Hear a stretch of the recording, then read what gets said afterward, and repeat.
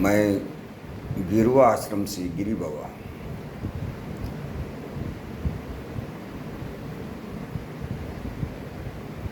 ये अर्थपूर्ण सूक्तियाँ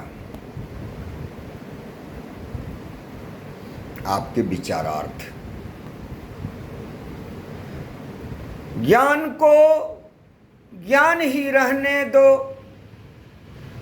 ज्ञान को ज्ञान ही रहने दो, अज्ञात का ज्ञान हमें दिया करो।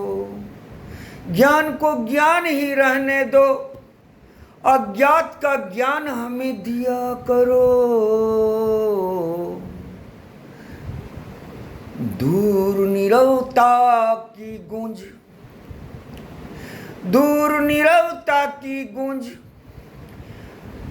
दूर नीरवता की गूंज जब चली गई, उस ध्वनि का ज्ञान हमें दिया करो। उस ध्वनि का ज्ञान हमें दिया करो। उस ध्वनि का ज्ञान हमें दिया करो। ज्ञान को ज्ञान ही रहने दो, ज्ञान को ज्ञान ही रहने दो।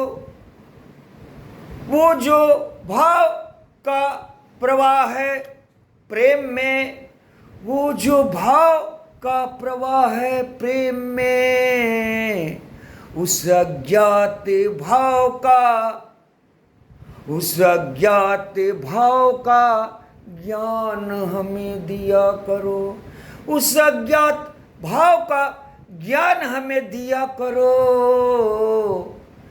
ज्ञान को ज्ञान ही रहने दो, ज्ञान को ज्ञान ही रहने दो,